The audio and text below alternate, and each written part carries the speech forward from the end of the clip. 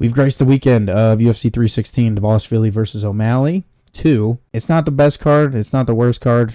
Out of 10, I'd give it like a 6 maybe. We're going to get it going. I'm going to give you guys my prediction and breakdown for every single fight on the card. Starting with Quillan Salkild versus Yanal Ashmouz. The odds for this are terrible. I understand that Quillan Salkild in his last fight, he got a nasty KO. He's riding high off of that, and I think people are just pointing to that as like what he did last time, he's going to do it again type of thing. But Yanal Ashmouz isn't bad, dude. I think he's actually really underrated. You can tell by just looking at him, he has these like short little T-Rex arms. You would think, okay, he's just going to get outstruck and just get worked for 3 rounds or maybe even get sniped at some point and put away. But his head movement is really good because of the fact that his arms are so short and he's always at kind of a reach disadvantage and a height disadvantage. And Quillan Salkild's hips always are kind of more forward, so to say, almost inviting a takedown. And with Yanal Ashmouz's, with his head movement being actually pretty good, he finds entries into takedowns really, really well off of that. So don't be surprised if Yanal Ashmouz does find a way to get top control for a couple of rounds and win a decision. I would not be surprised if that happens. I am going to take the Aussie in Salkild because I do like the momentum he's coming off of with the Anshul Jubilee KO. I like the fact that he is rangy and he does sprawl well. So I think that he'll be able to defend the takedowns. I think he wins a 29-28 decision. I see a lot of people taking him by KO, thinking he's just going to snipe Yanal Ashmouz at some point. I just don't think that's going to happen. I think Yanal Ashmouz's head movement is just too good and he finds entries into takedowns really well. And I think it'll suit him to get to the finish line of the fight. And I think it'll go to a decision. After that, we've got Jeka Sergey versus Jusang Yu. When I first wrote this down, I wrote it down as my first 10 out of 10 on the confidence scale that I've ever done for Jusang Yu, but there's a few different factors. So I am going to take Jusang Yu. Jeka Sergey sucks. Even his win against Lucas Alexander where he landed the huge overhand. I said this in the past. I said that knockout was fluky, and Jeka Sergey lost to Anshul Jubilee, who's not very good.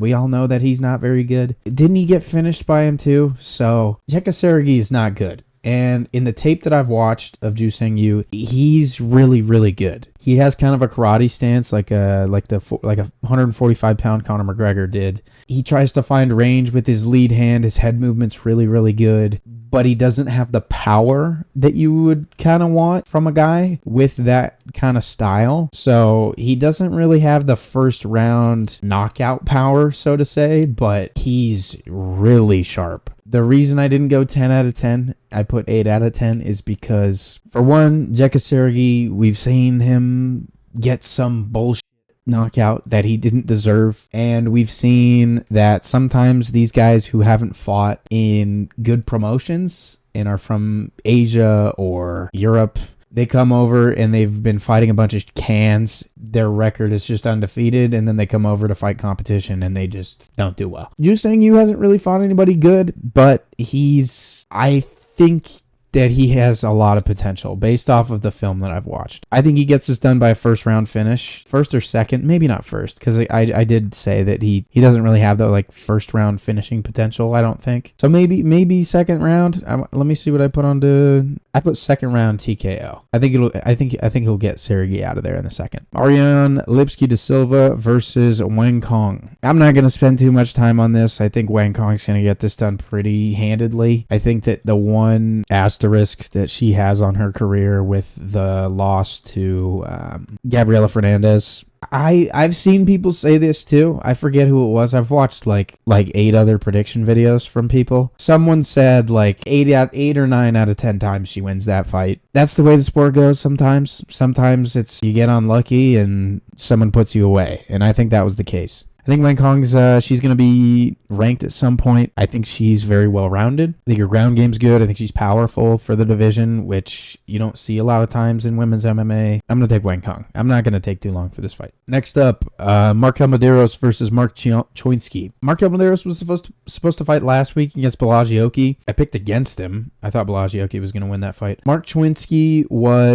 I believe he was a double champ at APFC, if I'm remembering that right. I don't know if I am. him or not. But NCAA wrestler for a few years, as we've seen as of late. U.S. wrestling doesn't translate as well as it used to in modern day MMA. So with that being your base, I just don't. I think Markel Madero sprawls too well. I think that I gave him some shit in my last prediction video, but he is decently polished on the feet. I just can't trust the U.S. wrestling credentials against a guy who's been in the UFC for a while, and Mark Chwinski just hasn't fought anybody that's really that good. So I'm taking Markel Maderos. I think he gets it done by decision, I think is what I put on Tapology. But there is a chance that he puts him away on the feet because I think he is more just polished on the feet than Mark Chwinski, and he's going to sprawl well, and if it does stay standing, there is a chance that he gets him. So, next up, Chaos Williams versus Andreas Gustafsson. I think Chaos Williams is going to get a brutal finish in the first round. Andreas Gustafsson tends to, if you watch some film on him, you can see that he goes into the exchanges head first a lot of times. He kind of just tries to brute force his way to a win, if that makes sense. Like, he tries to kind of just push you up against the cage and out physical you, which if you're just walking forward, I think you're going to run into something when you're fighting a guy like Chaos Williams, who just has some of the nastiest fluky KO power we've ever seen. I think I picked Chaos Williams in his last fight. Now that I think about it, oh God,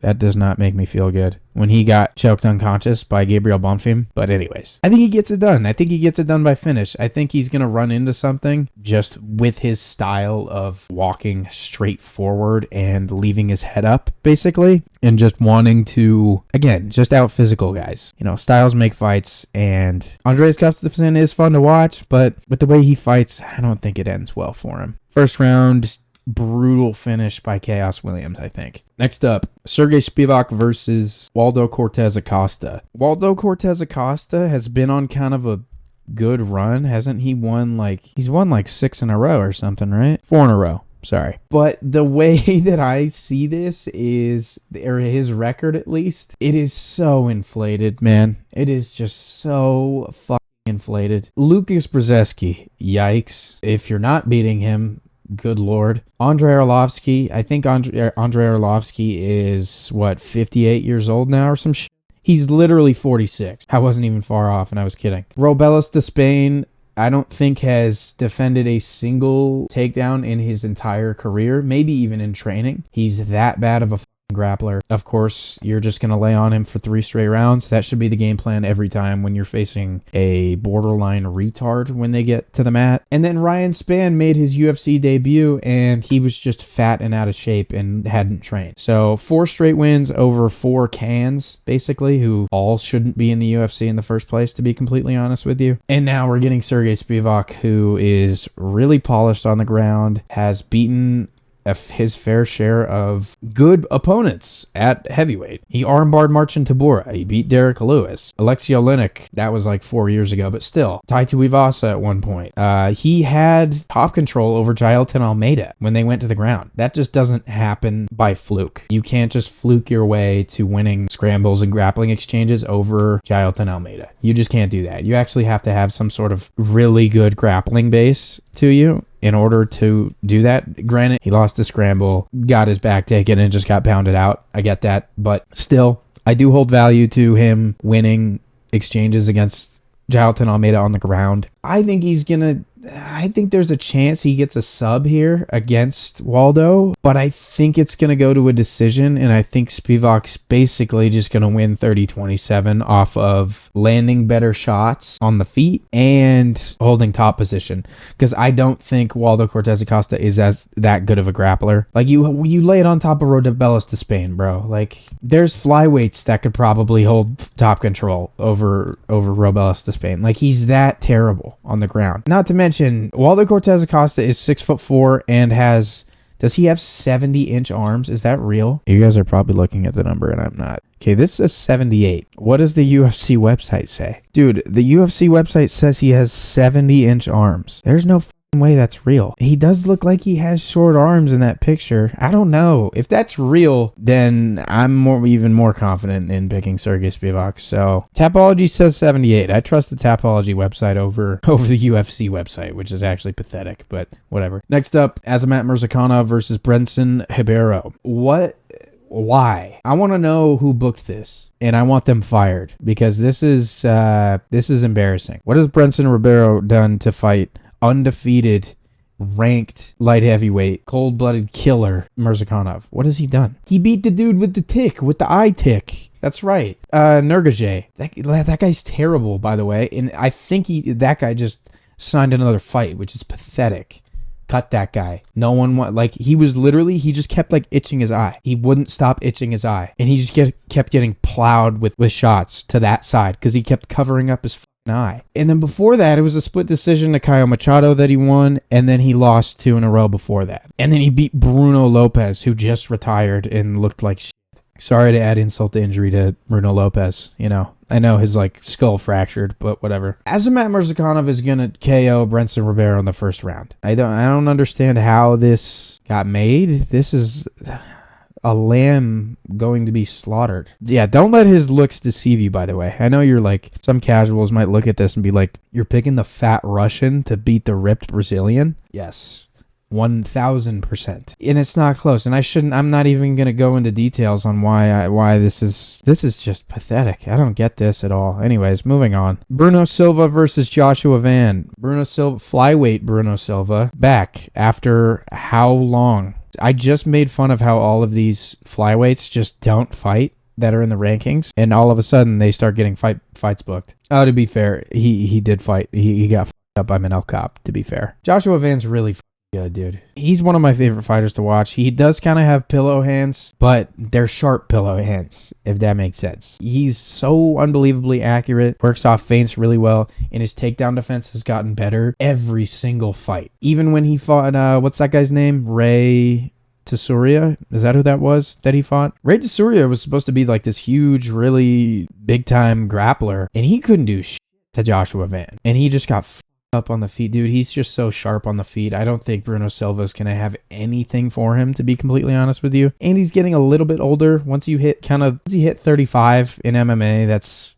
you start to kind of go downhill. That, and coming off a TKO loss to Manel Kopp. Where's he at mentally? Joshua Van's riding high. I think he wins a 30-27 decision. I don't think they go to the ground. If they do, it's not going to be for long. I think Joshua Van pops right back up. I think his groundwork's getting really, really good. 30-27, I'm going to take, Vicente Luque versus Kevin Holland. I think I'm going to take Kevin Holland to win a MMA fight in 2025, dude. I can't believe I'm going to do this. In Vicente's career, he's shown a susceptibility to being picked apart at range, and kind of just being held there. And he doesn't really do anything about it, which I think Kevin Holland can do. We've seen him do it before. And as far as the ground game goes, both of these guys have the biggest boner for Darce chokes, ninja chokes. Maybe not ninja chokes, but guillotines, front headlock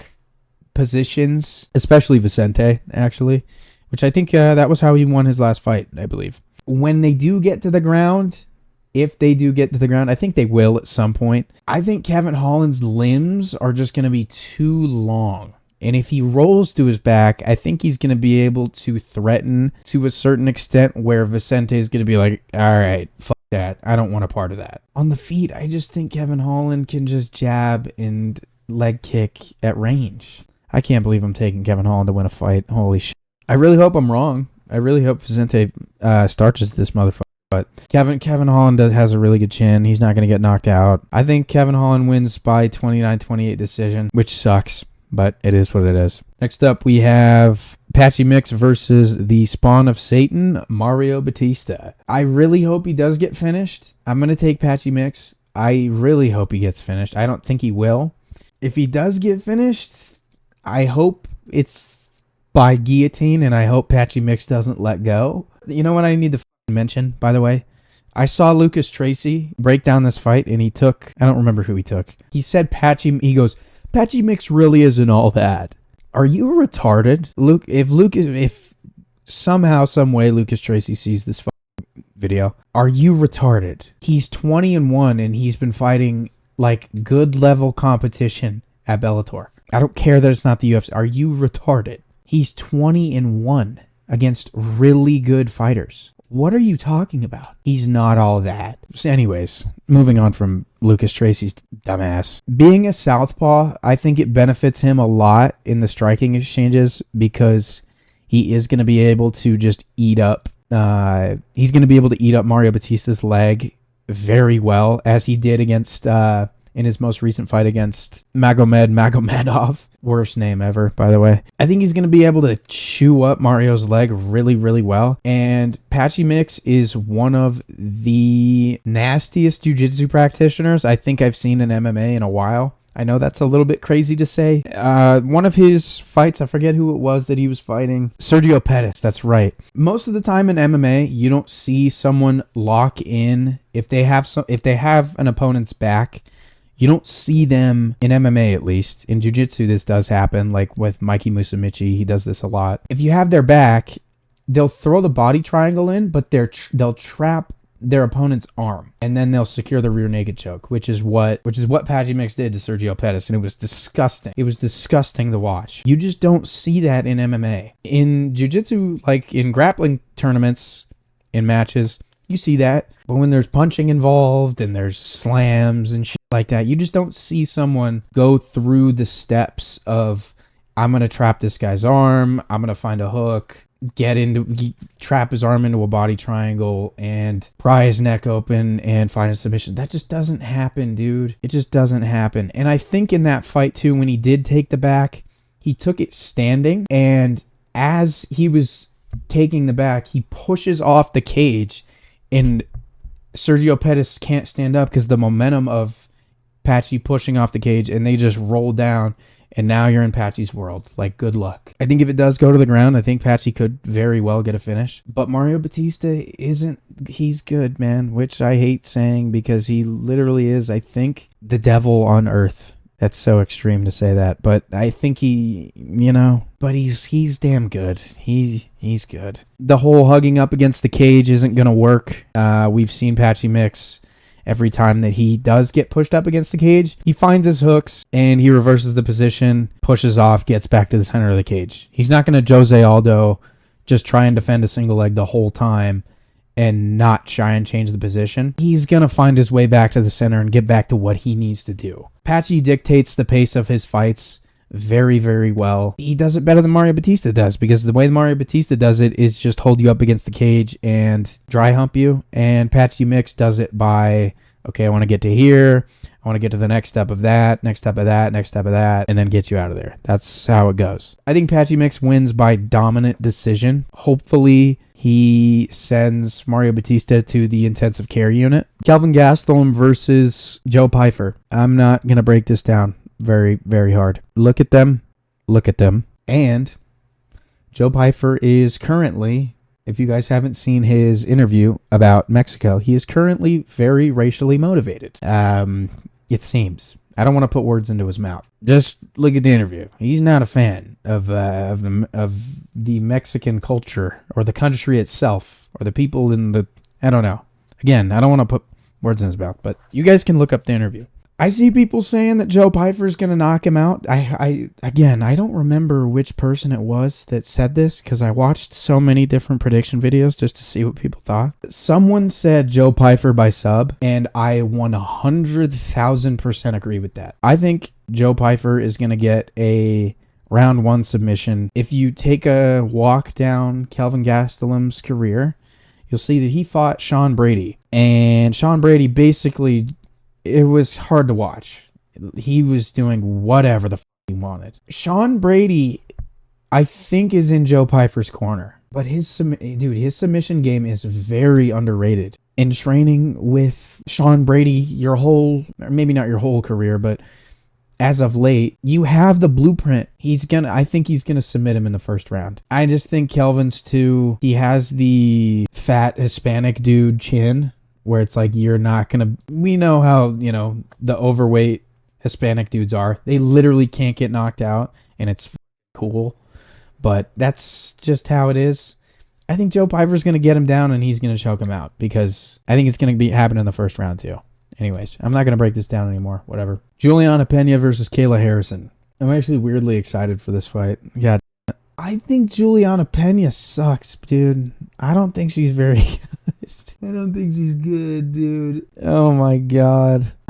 She split her last 7 fights. Like she's win-loss. And it's not to the best people. Some of it is, Amanda Nunes, Valentina. But like Jermaine Durandamy, when was the last time Jermaine Durandamy? Didn't she fight recently? But she's like 50. Yeah, she got fucked up by Norma Dumont, and she's 41. I don't think Raquel Pennington's very good. And you go to a split decision, and the fight was really close. But she has 5-round experience, and she gets to the 5th round. And Kayla Harrison she looks like TRT Vitor. I mean, she literally is so jacked, and she gasses so quick. Probably because of the weight cut, too. I'm going to go off of MMA math, and this isn't even like real MMA math because one of the matchups hasn't happened, but the fact that Kayla Harrison beat Ketlin Vieira handedly, I think Ketlin Vieira would beat Juliana Pena, dude. I just don't think she's good.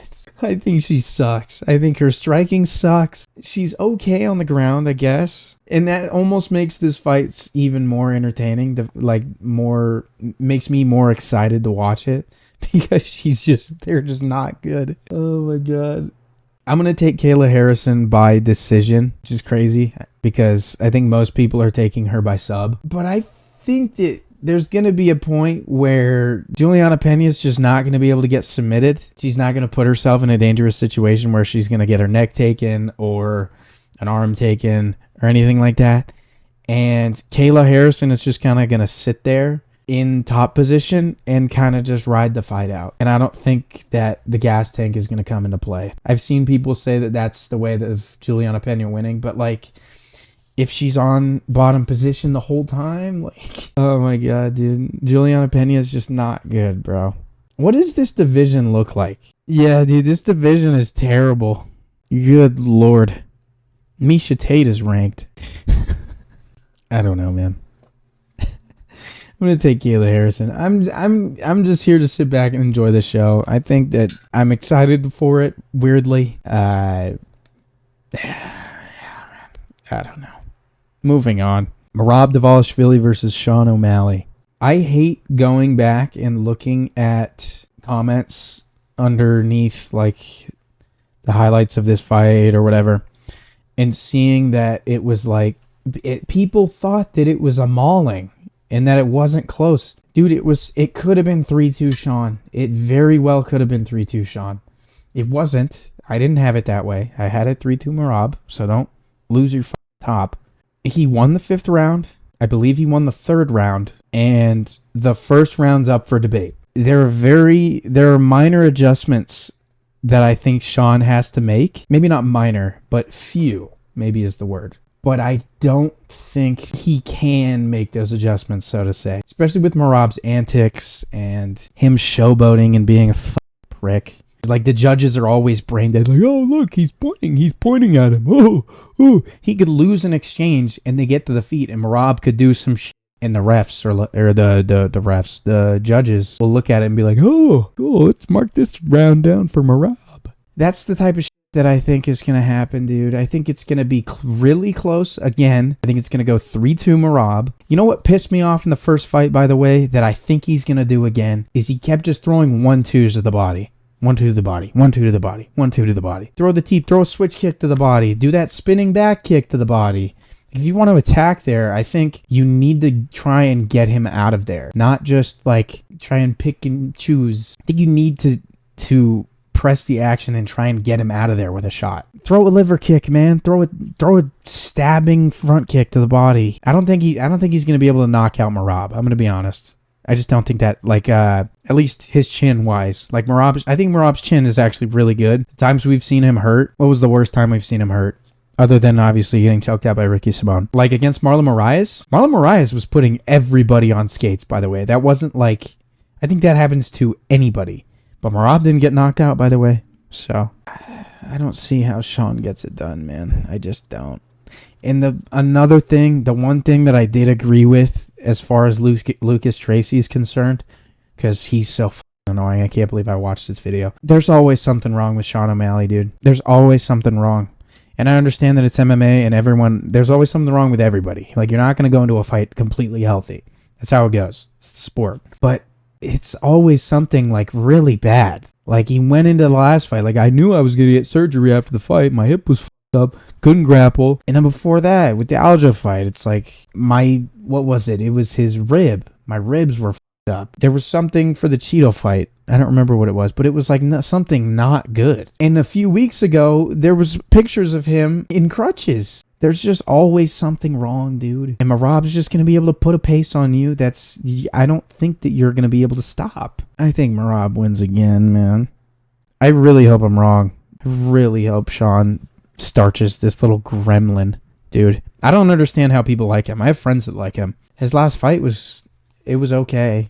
I won't say it was good. I won't say it was bad either. I don't understand what people see, dude. Because he's showboating. That's it. Him failing 32 takedowns against Piotr Jan or whatever the was is not fun to watch. Him failing 32 takedowns and then going, whoa, doesn't make it fun. I want this guy to be knocked out cold. Hey guys, listen guys. You need to, I have so much respect for you. So annoying, dude. I can't stand this guy. Not that Sean is much better, to be completely honest, but I don't even know what I'm talking about anymore. I'm taking Merab. I think he wins 3-2. I think it's going to be an exact repeat of the first fight. I see people saying that giving Sean O'Malley another 30 minutes to find a sniper is the worst thing Merab could have done, and this and that. I just don't see it happening, dude. I just don't see it happening. Merab's chin's too good. I think he's going to be aware of the shots to the body. Like when he did get hurt in that 5th round, I think that's going to be in the back of his head. Like, okay, I need to make sure I'm aware of these teep kicks that he's throwing and all that. So, yeah. And he's not going to get knocked out. Like, he's not going to do some shit like Aljo did where he just runs in. Merab by boring decision again. God. I'll see you guys in the next one. Peace.